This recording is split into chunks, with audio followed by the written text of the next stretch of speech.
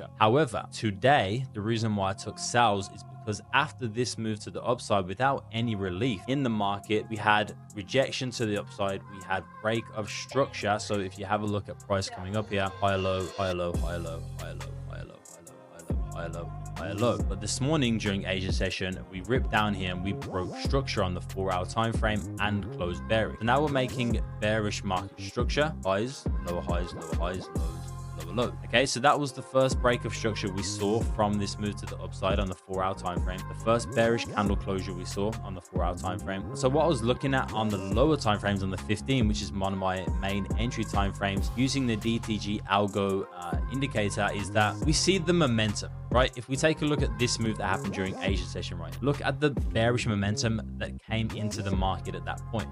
Okay, we didn't get any of that. If you take a look in any of these areas, there's no strong bearish momentum that rips down and breaks any kind of structure like we had this morning during Asia session. So that was my first little insight into where gold could be heading today. My second was right here, price came up, it broke this AOI level. This is a DTG algo level, broke it, retested it, rejected it, right?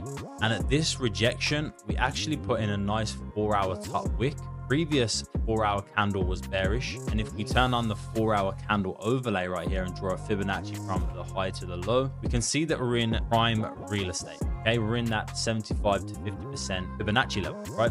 So there's a lot of bearish momentum on the higher time frames, and all I waited for was for price on the lower time frame, so the 15-minute here, to start giving me some strong bearish candle closures, some bearish price action, and we can see rejection of this area in this 15-minute candle, price ripping down this doji candle. So buyers try to step in here, push price back up, failed miserably. Price then ripped back to the downside with another engulfing candle, very strong bearish candle closures, and that's where I entered the trade right there, which you can see right here in my Discord. xauusd sell stop activated at 333290. So that was the trade today, and that was a little insight into the, building your confluences with the right time to look at pullbacks and not trying to trade pullbacks in a very clear uptrend with no break of structure, with no bearish candles and no bearish momentum from any of the time frames.